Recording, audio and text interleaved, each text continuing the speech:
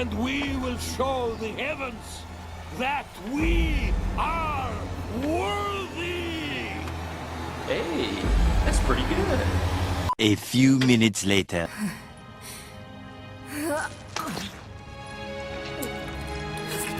Into the mouth. Nice. 3 weeks later. I want to die. It's finally time for the seasonal review of D4. So that the German Beavis can react to it, Blizzard watches his video and fixes this game. I've spent hundreds of hours this season questioning my life choices, but I've also had a pretty damn decent time, I must say. So let's head straight on in, see what sucked donkey balls this season, and what Blizz did well, and we'll start with one of the donkey balls, the campaign.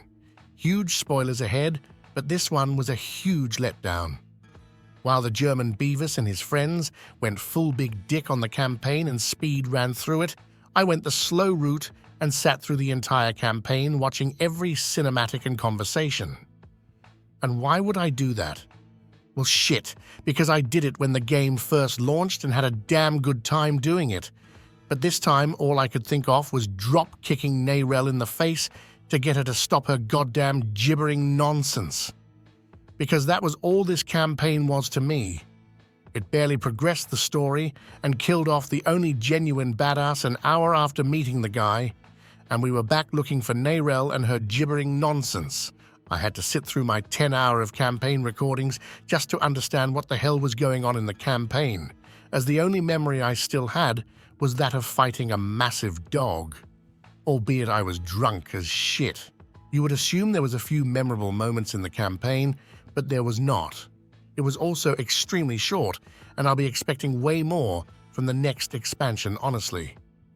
Thankfully, though, this was the low point of the expansion, in my opinion, which has a lot to do with the fact that I was anticipating way more LOL. And I still had a decent enough time during the campaign, mainly because I was rocking the new class, which leads me into the next topic, the Cringeborn class.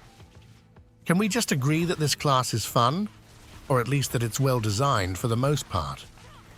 Each skill is unique in some way, and could be used in some build in the future as the only real reason we are stuck in a shitty meta where everyone runs the same build has to do with some of the uniques and passives being massively bugged and broken. Compare that to the Neckbeard class, for example. Here everyone runs the same skills, not because they are broken, but because all of the other skills being dogshit. There is just a massive difference between a few items funneling everyone into the same builds for the Spiritborn and everyone being funneled into the same builds due to god-awful spells. The former is a balance issue, the latter is a massive class issue, and the Spiritborn does not have any massive class issues compared to the other classes. Want some additional examples? Sure. Take the core skills, for example. Each of them has a separate tag, and when Quill Volley has been tuned down, they will all have different uses. Compare it to the Barb. Halter and Upheaval are basically the same skill with different looks, and it's no surprise to anyone that when one of them has been strong, the other has also been strong. Or, well shit, a support skill. But that's a rant for another time. Also, just take Iron Maelstrom as an example. Who in their right mind would ever use this skill? It's just trash in every way imaginable and needs a rework or 10 uniques to function. This problem does not exist for the Cringeborn because Blizz had some time to cook that thing. I also appreciate that the class has some cool interactions that actually change how the skills work instead of just being flat-out boring-ass damage bonuses.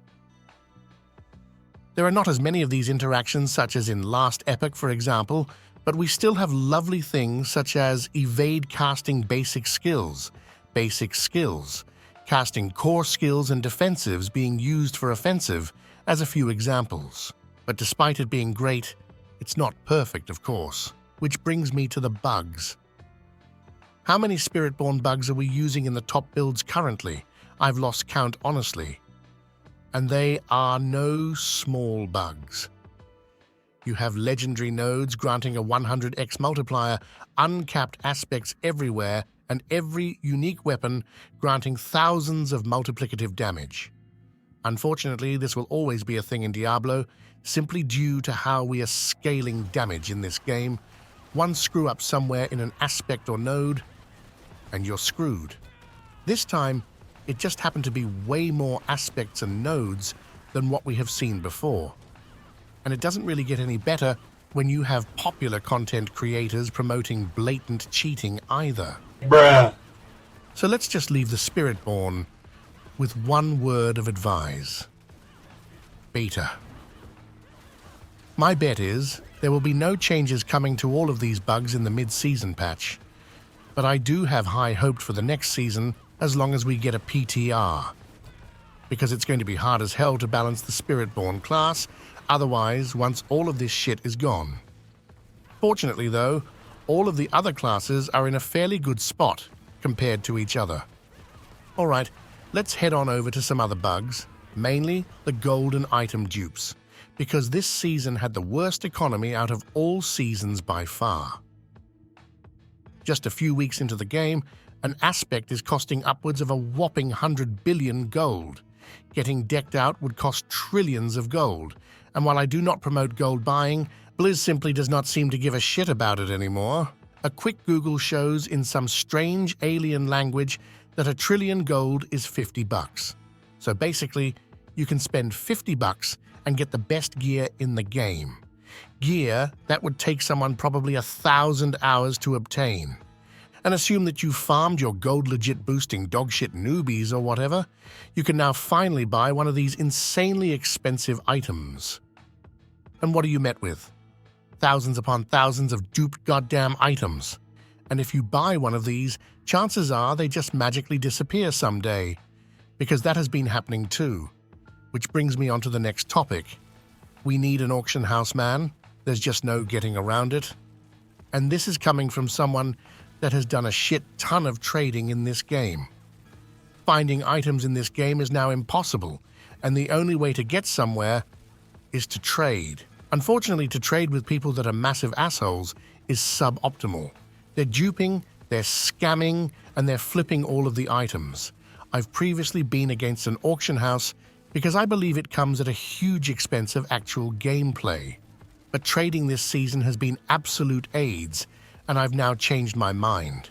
So this is how I would do it. For starters, menus suck ass. I don't even know where we find the gauntlet, for example. Hell, I doubt even the German Beavis knows where it is. It has its own buttons somewhere. I have no idea which one. So no menu, please, and thank you. What we need is a trading vendor. The Obol guy looks pretty lonely. Let's give him a friend. And if some people don't want trading in the game, well, tough shit. The benefits outweigh the downsides for sure. But there are indeed downsides. For example, people ending up just flipping items on the auction house or making it the core part of the entire game. To solve the former is pretty simple though. Just make the items account bound after purchasing them and that shit is solved. The latter is more difficult, but slapping a solo self-found mode on and granting you various buff for going solo a la Last Epoch could be a solution there. Alright friends, let's continue on the item topic and talk a bit more about itemization. For starters, if you haven't been aware, finding great items is extremely difficult. I'm fine with this.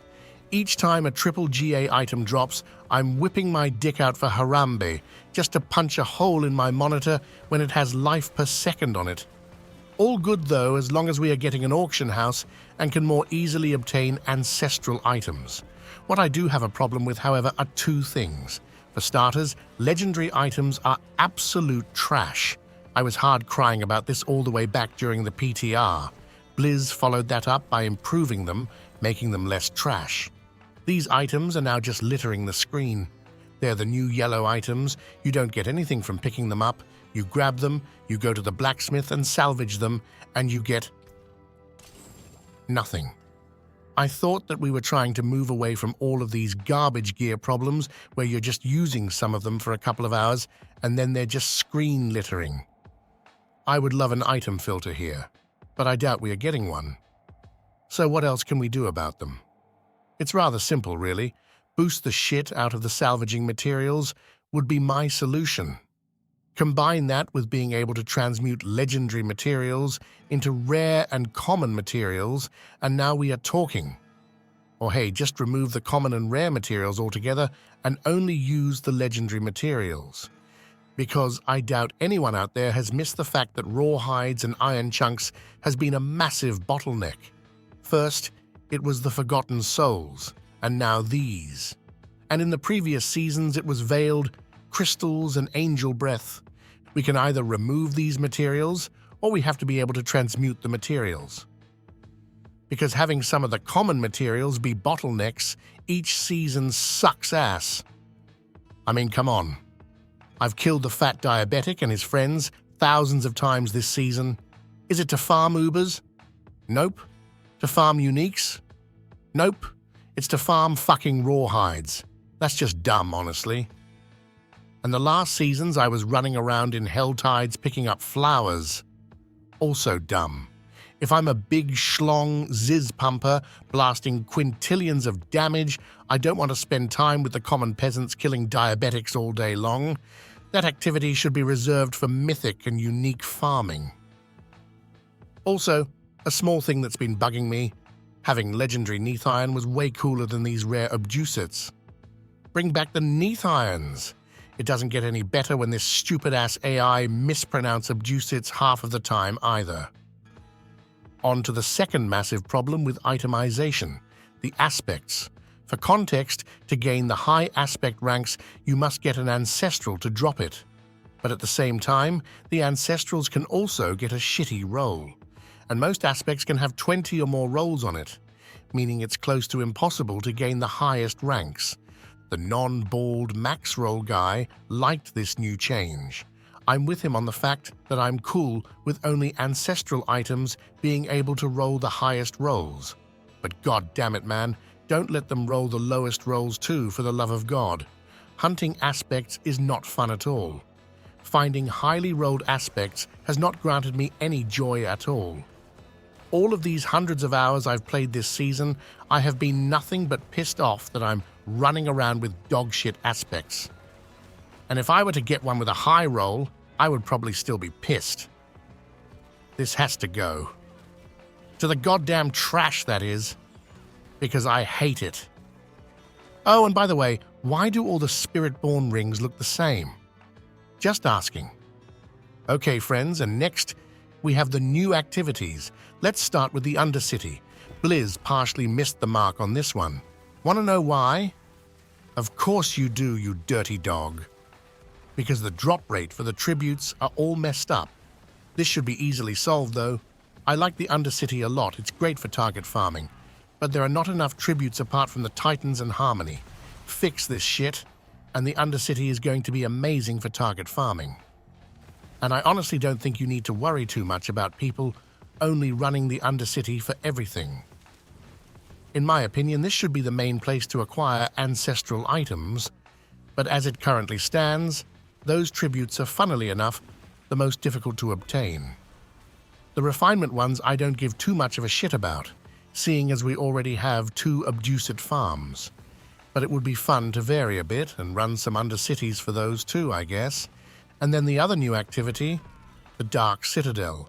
This was a hit or miss for people. Some loved it, some hated it. Personally, I'm somewhere in the middle. I thought it was fun as hell to do the first time, then I felt done with it because I don't care too much about the cosmetics and I don't have any friends. But overall, I'd say this was a success. It's a completely new way to play the game. It had some cool techs in it, and I sincerely hope Blizz keeps working on this thing and don't just ditch it like they did with the Gauntlet. And in case you don't know what the Gauntlet is, don't worry, just ignore it. The same goes for the Mercenaries. They were a pretty solid addition to the game.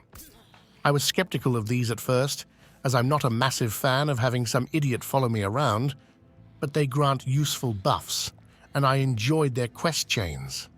Way to go proving me wrong, Blizz. The same goes for the runes. From being just a DPS boost during the PTR, they are now actually interesting. Perhaps your using teleport has to become fast as fuckboy. Or perhaps you're using the vortex to pull enemies in.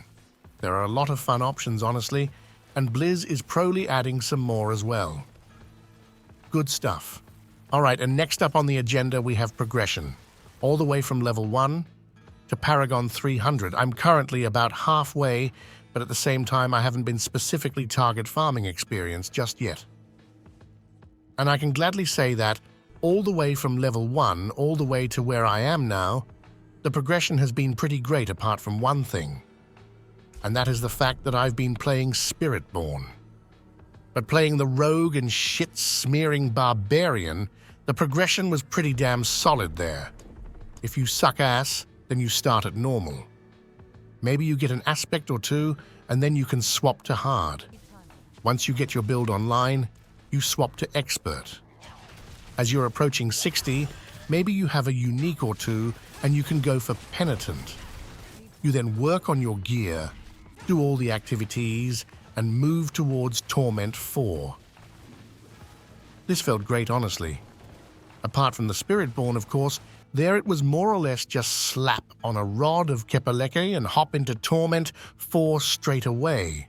But again, that's probably getting fixed.